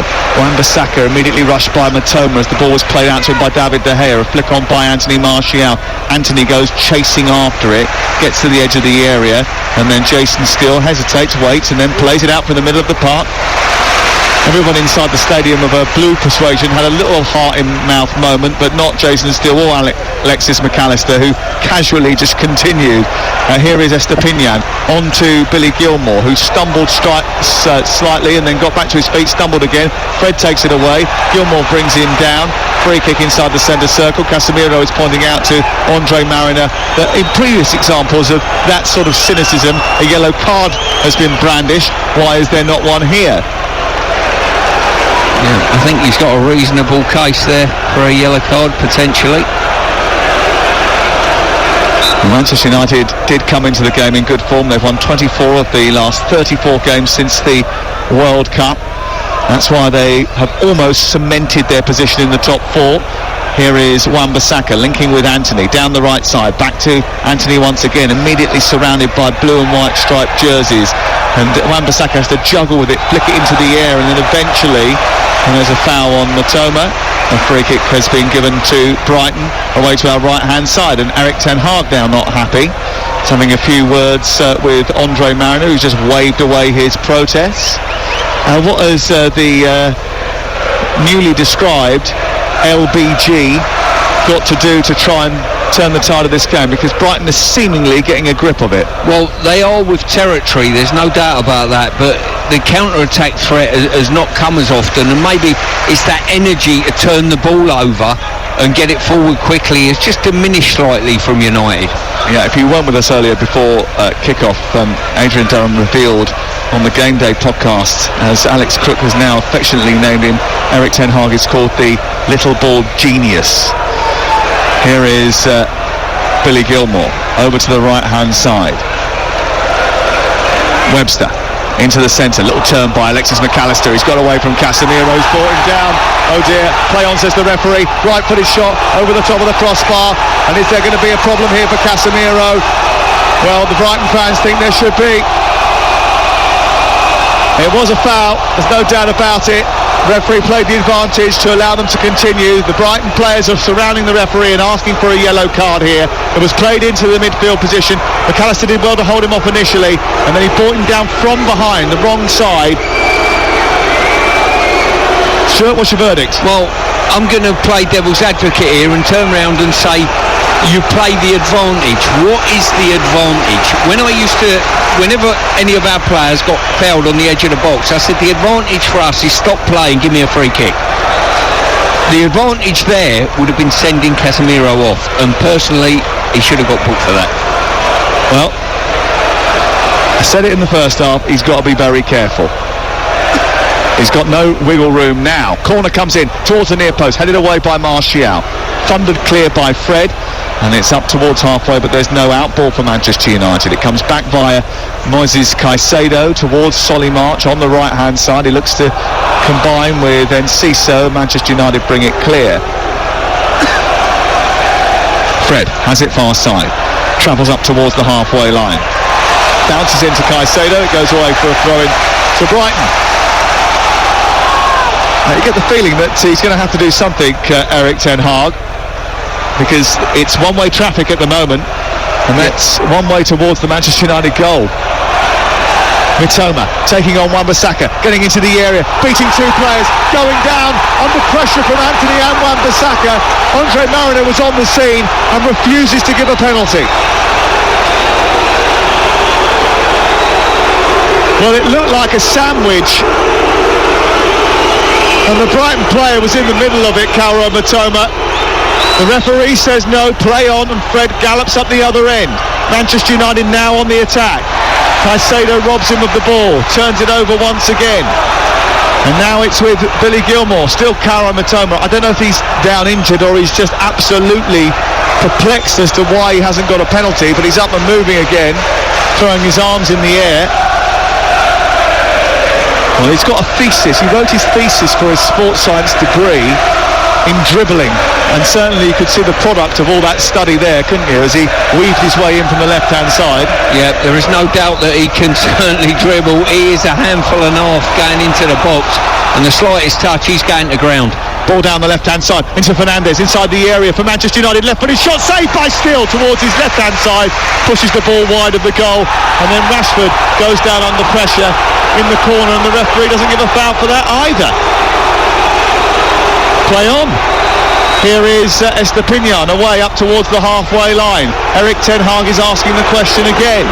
I think this is a product of players diving and getting away with it and knowing they can get away with it all the time. So they've only got themselves to blame. No, I'm not suggesting that wasn't a foul or contact of any description. We've just seen it again. The players know that and throw themselves on the floor, and there's no sort of jeopardy to it anymore. Well, he's been told to get up, Anthony, after doing just the same. And then idiotically, he's gone over and he's just kicked McAllister. Now there's a bit of a chest pump going on between Dunk and Anthony, not advisable. Fred gets in the way of it and drags him away. Most of the players, apart from Casemiro, who's not stupid, again involved in the situation. Casemiro just walked away as if to say, it's nothing to do with me, honest. And the referee's got a bit of sorting out to do. Sam, there's been about 4 or 5 incidents. If you have been really critical and you're a referee, you could have booked players for diving. The referee's not done that, and this is the sum total of it. So do you think it's the referee's fault for not taking action earlier? I think it's the authorities' fault for not backing the referees and empowering the referees and supporting the referees as an overhaul scenario, not just tonight looking at a referee and saying it's his fault for not booking diving, because they get hung out to dry on a regular basis, the referees. I think the authorities have got to come down strong on this and start looking back at each situations and saying, sorry, unacceptable, 3-game ban. The problem was Anthony didn't get the free kick that he wanted. He was furious about it, and then he just decided to go. He did just go and decide to kick Alexis McAllister. That basically is a red card on another day. He's just run over, and you know there was premeditation on it. So he's kicked McAllister, and then he's gone and pushed Dunk. So actually, he could have been booked twice there, couldn't he? In all honesty, I've seen players get a red for the first one, but the scenario is, Sam, as you know, players spraying themselves on the floor, and it just gets more and more heated. Well, it's still 0-0, and we have got 11 men each on the pitch at this moment in time. We'll see if that continues. The ball is out on the far side, the right. We wouldn't want to spoil the game now after what has been a thriller of encounter, but it is slipping away from Manchester United. It does feel like that with 20 minutes to go.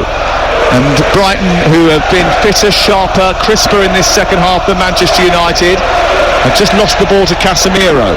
Up it goes to Martial. Didn't turn quick enough. The run by Rashford on the far side was immediate and purposeful, but he wasn't found. Fred has got it now. He does find Rashford out on the far side, being backed up by Dalot. He skates up towards the edge of the area, cuts in on his right foot, stops and goes back away again because he's got blue shirts in front of him. Turns the ball infield to Shaw, and then Shaw exchanges passes with Dalot, who comes back across the pitch and gives the ball away. And Casemiro has to dive in with a tackle to stop Kaoru Mitoma from breaking away again. Fernandes into Fred, round the corner for Martial, wasn't paying attention. Into the arms of Jason Steele. It's almost an impossible game to call, I think, you know. It's who's got the most energy left in the tank, who hasn't. But we're so lucky, aren't we, sitting here where we are, 10 rows back from the edge of the technical area. Roberto De Zerbi's been calmed down by his assistant. Chris Kavanagh, the fourth official, he's getting an absolute mouthful from Roberto De Zerbi. He's had a few from Erik ten Hag as well. Here is Solly March moving up to the edge of the box, into the area he goes, looking for Welbeck. Is that Undav who's just been called back by Roberto De Zerbi to come on as a substitute? Here is Enciso, challenged by Casemiro. Careful. It's once again another one where he could have been in trouble. The ball worked up towards the middle of the opposition half, and then it comes back again because Manchester United didn't take care of the ball. Wan-Bissaka forward. Now Fernandes. Rashford has gone through the middle and Martial's peeled out to the left. He's got it now, Martial. Left side into the area. Goes past Webster. Pulls it back through a 6-yard box. Blocked by Caicedo. It's out for a corner. Really, listen, the game is just swinging from end to end. Both teams are demonstrating they've not got the killer edge at the moment tonight, and it's just waiting for somebody just to grab the ball by the horns and put the ball in the back of the net, and you're thinking that one goal will decide it at this stage. Undav about to come on, and Levi Colwell is coming on too for Brighton and Hove Albion, who are defending a set piece away to our right hand side. A corner kick that Manchester United are going to curl in from the right boot of Bruno Fernandes. He addressed the ball once, stopped, and now he's going to address it again. He's going to play it short to Shaw, gets it back again, sends it to Rashford, who's 25 yards from goal, right-footed shot, which cannons into the air off Welbeck, and gets it back again, sends it wide. Fernandes a yard in from the touchline, down the left for Rashford. Rashford being chased by Solly March, gets knocked to the floor by Solly March, gets back up again because he felt he should have had more protection. Fernandes sends it towards the far post. Lindelof is there, comes back out towards Casemiro, who turned and fired back towards goal. And I tell you what, it actually wasn't that far away, bearing in mind it looked like a wild swipe. He did brilliantly to get his body wrapped around and get that close to the target. Well, he did. Anthony was coming in to unload one, potentially with his left foot, but Casemiro got there first. As you say, the body shape was really good, just couldn't keep it down.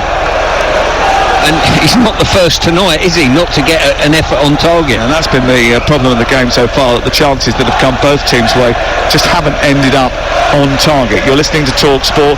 We've played 74 minutes now, and it's still 0-0, remarkably 0-0 on TalkSport with Car Finance 24/7. Search Car Finance 24/7 today. Alan Brazil back on Breakfast Tomorrow with Ray Parlour to pour over this and all of the weekend's footballing action. Right footed shot from Enciso from the edge of the area, goes wide of the right hand upright, and he's had a couple of sighters tonight. He's another youngster, Enciso, who's announced himself in recent weeks the Diamond of Paraguay, they call him. 2 goals and 2 assists in his last 5 games. The expected goals this evening, Sam, will be up around 30, I think, for the half chances we've had. Well, Manchester United going to make a couple of changes as well. Jadon Sancho and Savic are coming off. Welbeck and Gilmour coming off for Colwell and Undav. Does that mean a change in formation for Brighton? Interesting to see, actually. Looks as though Webster's slid to right back by the looks of things. I'm not sure they've gone to a 5. I think, is it Caicedo's just moved into midfield, hasn't he? So yes. Webster, I think, has gone to, well, I was going to say, actually, I think they might have gone to a 3 at the back. Let's just watch it, because if they've just wandered into midfield. Yeah, if they've gone to a 3, then it's Solly March right wing back, Matoma left wing back, and then balance off accordingly. So someone's got to go into midfield though, because Colwell, Webster and Dunk 3 centre-halves, and then there's Estepinian who will be the spare part. So it will be interesting to see how they balance that out. We'll keep an eye on it. Sabitzer is on for Fred. Jadon Sancho is on for Anthony. I made them into one person there, which I don't think they will be too happy with. But Jadon Sancho is on. Ball given away edge of the area by Manchester United, and Cisso's got it again once more, taking it wide towards the left-hand side, travels into the box, takes on Casemiro, right-footed, bit high over the top of everyone, that goes behind and away for a goal kick away to our left.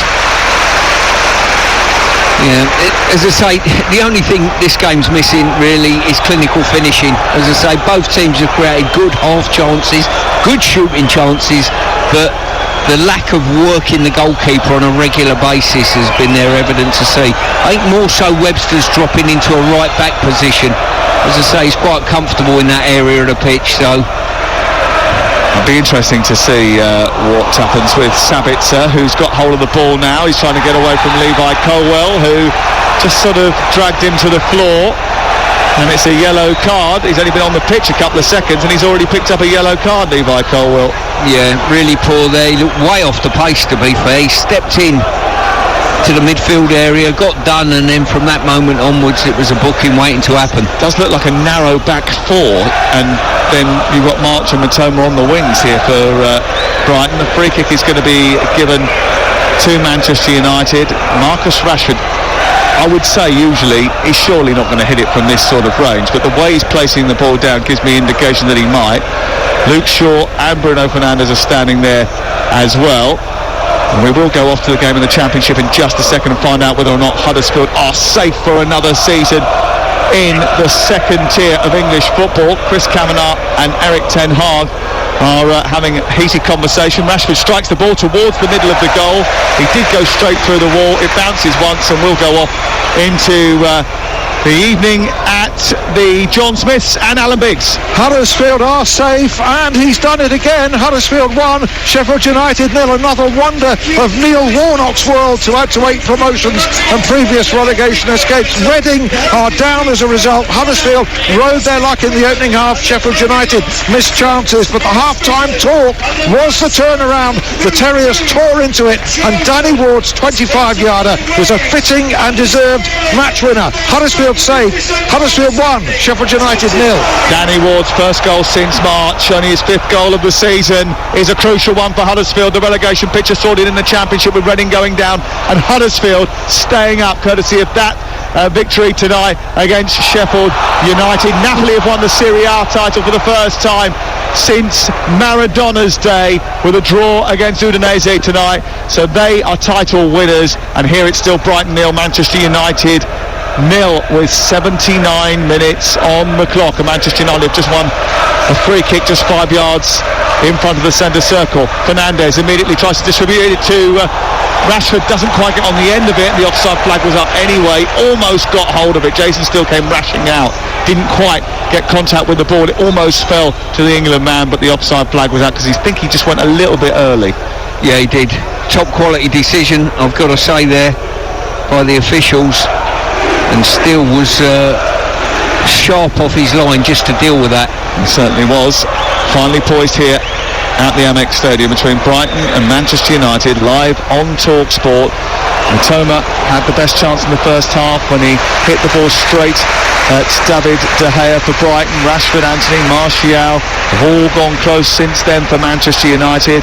United know that a victory would take them above Newcastle. Brighton, well, they know that they could put pressure on the teams above them, Aston Villa and Tottenham in particular, if they manage to get all 3 points. Super League game tonight, is there? There is a Super League game on, and Hull are still in front against Wigan. But actually, the reason you've asked that is because I was on my iPad, and I'm on my iPad because I want to know a little bit more about Colwell. Right. Well, I was actually asking because I know you're a massive fan of Super League, and Hull and Wigan. Are your allegiances up to Hull and Wigan anywhere? Tony Smith, good friend of mine, the Hull coach, but certainly Wigan are level points with Warrington, my team. So I want them beaten tonight if possible. So double whammy. I'm delighted to say that today you turned up in normal clothes and not a Wigan Warriors top or a West Ham United top. You know what I'm like with a freebie, my friend. Wigan, did I say Wigan Warriors? I meant Warrington Wolves, didn't I? Sorry, all right, okay. Rugby league geek behind me. Hull KR fan, Adrian Durham. Sorry, did I cause you more grief there? Don't hit me, it's not fair. I can't respond, I've got a microphone in my hand.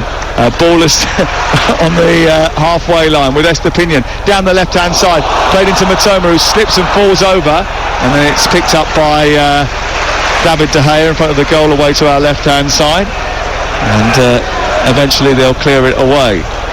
This is TalkSport. 59% possession for Brighton, Manchester United 41, 15 shots each, 5 for Manchester United on target, 3 on target for Brighton. And Rashford trying to get through the middle of the park. Levi Colwell comes and tries to claim, just about gets hold of the ball and clears it away. Played for Huddersfield last season in the Championship. Levi Colwell on loan from Chelsea, product of their academy. Actually scored an own goal in the game at Wembley.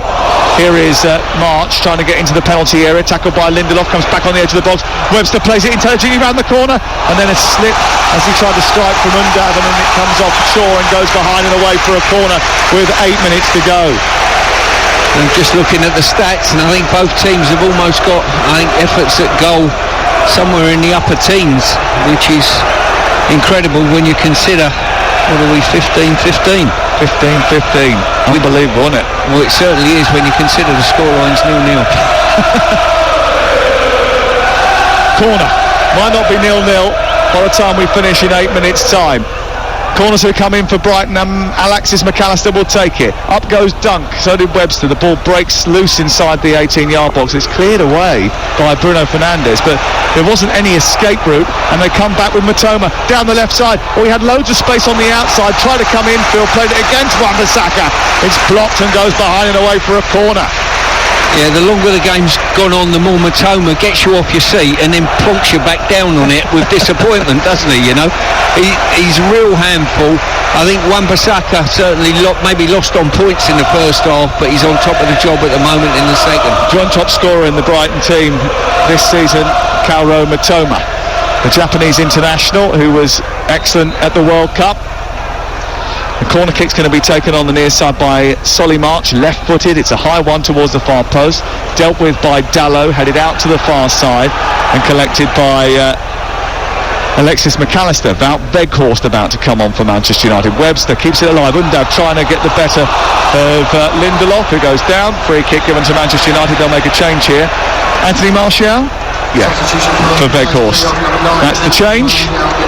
What are your thoughts on Weghorst for next year if you were United? Would you just let him go back? Obviously he's contracted at Burnley, isn't he? So well, it's interesting because there isn't much clarity about how much money Erik ten Hag is going to have in the summer. He admitted that he was in the dark because of the ownership saga, leaving everyone in limbo. To me, it looks as if they're going to try and sign a striker. Harry Kane seems to be the priority, but he's not the only one they're looking at, and that's not going to be an easy deal to do with Daniel Levy. There's no suggestion that Weghorst is the answer. I think that's clearly apparent.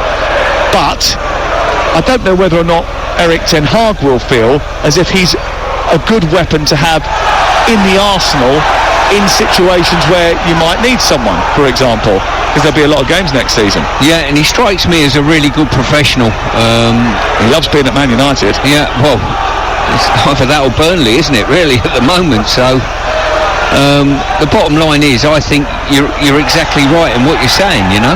Here's Fernandes into the centre. It's half cleared. Someone you would think they should sign just to keep around? Well, I think to have a big one on the bench is a really good thing, especially the way the game's gone, the size of the benches this day and age. I really do. Yeah, well, the size of the benches are big enough to actually house him, which is also good, because he is tall, lean and slender, but he's very, very, very big, and he actually works his socks off for the cause as well. He's brilliant leading the press from the front. Fernandes, who was fouled from behind by Caicedo, referee says play on. It's on to the edge of the penalty area towards Sabitzer from the right side, where it was kept in by Casemiro, but now the break is on for Brighton and they race over halfway, and it's Solly March at speed, running diagonally from right into the centre, gets onto his left foot, takes on Shaw, skips past him, shoots towards the far corner. It's only narrowly wide. He thought that was the moment. He thought it was the moment he would lay the ghost of Wembley. He jinked past the Manchester United defence. He picked it up inside his own half. He scampered forward. He ran diagonally to the edge of the box, was engaged once, went past the first man, Casemiro, then past Shaw, got it onto his left foot, drove it back across the face of goal, and it wasn't too far wide. You've almost got a situation which has happened many times in this game, that the players have almost done, the set-up work's been that good, they've done all the hard work and then failed to hit the target. Brighton 0, Manchester United 0. The latest odds are available at Ladbrokes, 4-1 for Brighton to go on and win the game. Manchester United 6-1 to go on and win the game. The draw is 11-4 on. It's all thanks to Ladbrokes. Play at ladbrokes.com, 18+, begambleaware.org. Caicedo, Undav, is there a late winner in this game? Undav goes for the return down the right side from Enciso, and it's cleared away by David De Gea. We're in the 87th minute of the match. This intriguing match between these two European hopefuls. Manchester United almost certain of a place in the top four. Their goal difference is very good. Their position in the table pretty solid. This will give them a 5-point gap to Liverpool and a game in hand. A 10-point gap back to Spurs in 6, and a game in hand over them as well. They've still got a game in hand on Arsenal as well, not that they're likely to catch them. They're 14 points behind. Top four seems to be grabbable for Manchester United, especially with the fixtures that they've got still to come. They've got West Ham away on Sunday live on Talk Sport, Wolverhampton Wanderers, Bournemouth, Chelsea, Fulham, Manchester City in the cup final to finish their season. By then we'll know whether or not they're playing Champions League football next year, which surely they will. Weghorst chases the ball down towards the edge of the area. Dunk gets it back to his goalkeeper. Weghorst continues to chase. Sancho presses with Dunk on the near side. They play out beautifully. Brighton who come up over the halfway line now, picked up by Estepinian, who runs forward, feeds the ball into the box. It's too far for Undav, just a little bit too heavy from the Ecuadorian, who's produced 6 assists in 2023 alone, and with a little bit more of a delicate touch in that moment might have provided another. You can see why they've hit a team for 6 recently, Brighton. You know, they've just been a fraction off tonight, and well, both teams have in front of goal. I think probably over the 90, Manchester United have probably just lost out a little bit. Brighton have just shaded it, I think. It hasn't finished yet. Webster slides it forward, cut out by Shaw, just tucked out to the near side, taking no chances. It goes out for a throw-in. They want to get it moving quickly, Brighton. They do that. Estepinian into Enciso. Sancho comes across on this near side. Caicedo plays around Fernandes. It's through the legs of Casemiro. Enciso looking for Undav. Shaw tries to bring it clear. Thinks he should have got a foul. Eventually does get one. And it's going to be a free kick 10 yards in front of the 18-yard box. And it's going to be a free kick to Manchester United, who are probably going to run down the clock now, bearing in mind that there is just a minute of normal time to play. Jason Steele's been given the man of the match, I think maybe for his first half display rather than his second. He did make one really good save in the second half, but most of his work was done in the first 45 minutes. Roberto De Zerbi looking a little bit pensive. How will he be feeling tonight? I think coming out of this game, he'll be disappointed they've not taken all 3 points, but I think he'll be absolutely delighted with the way his team have played and set up. It's been just as both teams have come out with so much credit. Matoma sweeping clear. Brighton determined to try and finish the job off here. 5 minutes of added time are going to be added here as March gets into the area. Oh, it's opened up in front of him. He's still going, and he wandered too far. Comes back to McAllister. Great save by David De Gea. It came through a crowd of players. He had to react, and David De Gea displaying he has still got all his faculties. He read that beautifully. March wandered into the 18-yard box, cut in on his left foot, ran down a blind alley. It broke to McAllister. Undav opened his legs, it went through them, and David De Gea was alert enough to stop it. What a chance, Stuart. Brilliant effort. I thought March was going to be the one to break the deadlock at one stage, but he sort of run aground with ideas, if you like, and when it burst to McAllister, his effort was magnificent, and an equally good save on that occasion. March with the corner in towards Webster over the bar. Big header from a big player, but couldn't control it and keep it down and get it under the crossbar. Good delivery once again from the set piece from Solly March. It's going to be a free kick away, a goal kick away to our left-hand side. If you're just joining us, Huddersfield are safe in the Championship. Fantastic effort from Neil Warnock, who's kept them up. Reading have been relegated as a result of that. Elsewhere, Napoli have won the Serie A title. Here it's 0-0. Hull FC have beaten Wigan Warriors by 14 points to 0. Stuart Pearce can proudly wear his Warrington Wolves tracksuit. I will be tomorrow. I'm going up to watch a game against Wakey. And big Hull FC fan Adrian Durham is cheering behind me. He's a floating fan, actually, a feel-good factor fan. Yeah, I know a few of those, by the way. TalkSport, 92 minutes on the clock, 0-0 as it was in the FA Cup semi-final. In stoppage time, there's no extra time and penalties this time around to settle the encounter. It either will or will not be settled in the next 3 minutes. Live on TalkSport. A draw probably suits Manchester United better than it does Brighton. Brighton, though, are about to surpass their club record of 52 points in a top-flight season set during a 42-game campaign in 1981-82. That's how good this season has been, and there's still fixtures to come and plenty of them. They have scored 11 goals in the final 15 minutes of games, Brighton. They are kings of the late goal. Can they come up with another one before the conclusion here? Here's Caicedo in the centre circle. March picks it up. Moves it forward. It's picked up by Estepinian, who's going to let rip here. Left-footed in towards the near post. Saved down low by David De Gea. Yeah, I think it's one of those games, no matter what happens, the deadlock will not be broken this evening. And I've got to commend both sets of players. The only downside, players going to ground a bit cheaply. Apart from that, I don't want to sour the taste on the night. This has been a magnificent game. It has been a gripping affair. Manchester United now will have won only one of their last 14 Premier League away games against the teams starting the day in the top half of the Premier League table. What does that say? Well, I think United can go toe-to-toe with anybody, if I'm being honest with you. It's just they've got to find that level of consistency on the road, maybe, Sam. Undav trying to turn past Lindelof, and Ciso tries to get past Shaw, who knocks him over, and there's a little bit of afters between the two. Andre Mariner's given the free kick, actually, and Alexis McAllister immediately looks over and says, I'll have a piece of this, thank you very much. Is that a foul? No.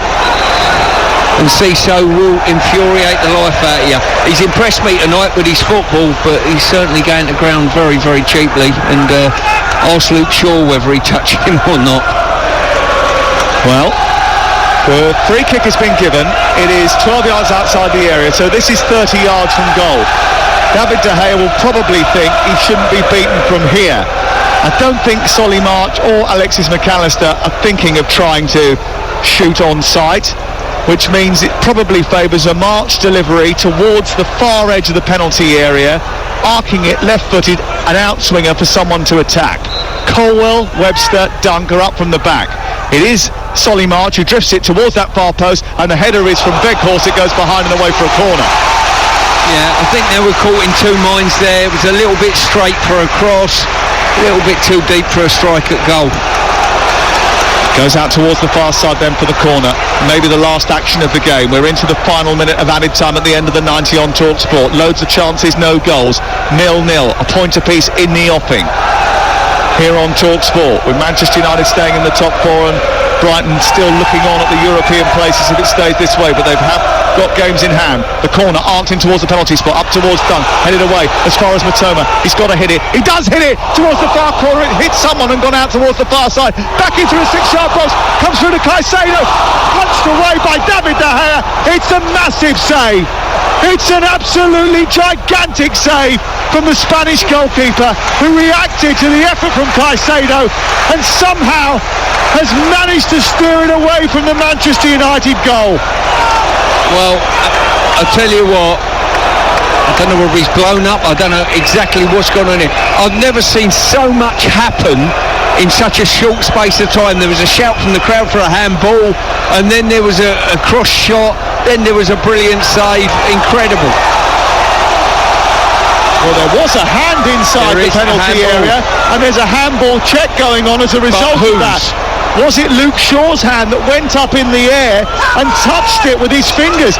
I think he did, but if he was being pushed from the back, it might change. Andre Mariner is walking over towards the near side.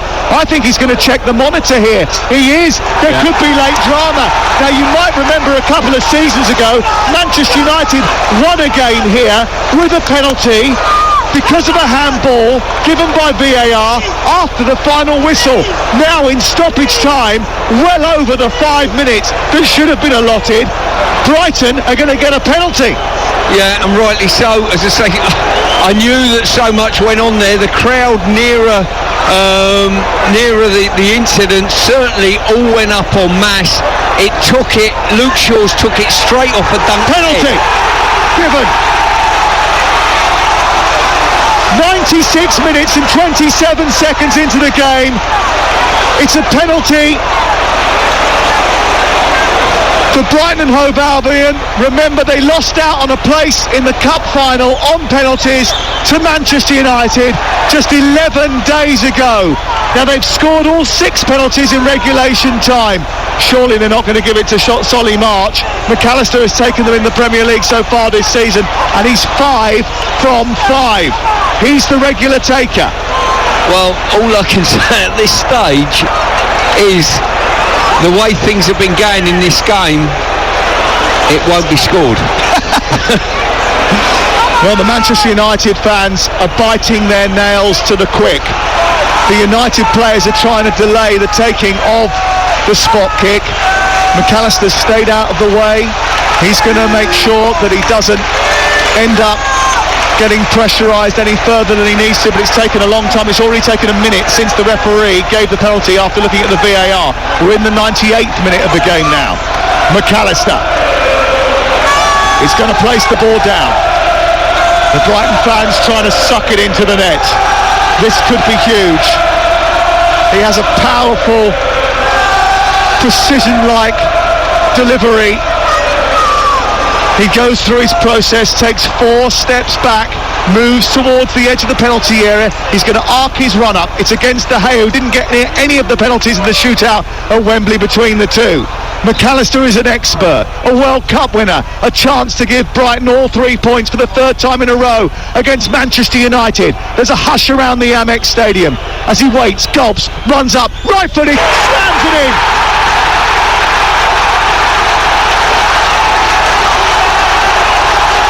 You can hear in the background is the roar of 30,000 seagulls planning a European tour, because Brighton's dream of setting sail for Europe for the first time are very much alive.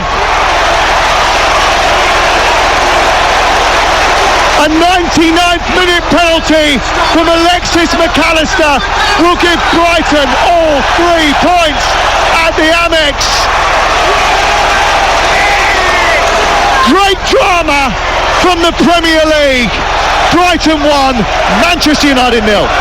Well, I've got to say, in this second half, there's been an absolute blue tide that have taken the game to United, and as you rightly say, they're the team that looks as though they've been chasing the result and needed the result that little bit more, and it's probably no less than they deserve.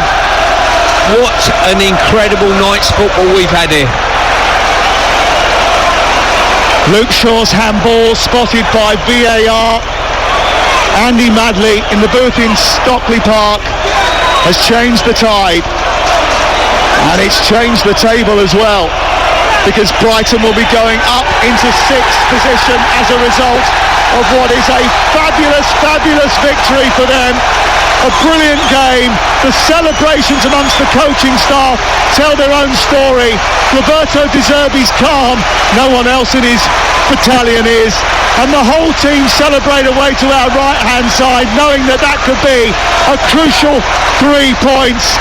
Champions League, well, no one's having a laugh now. If Brighton win their game in hand over Manchester United and Newcastle, they'll be 8 points behind them with 5 to play. They face Newcastle live on TalkSport on May the 18th, and all of a sudden there's just a glint of a possibility. Brighton will surely now be playing European football of some sort next season, and they are elbowing their way up the table, playing catch-up on fixtures and taking no prisoners. United again fail on the road at somehow half decent. It's been the tale of their tape over the course of the season. A brilliant game. Finishes Brighton 1, Manchester United 0.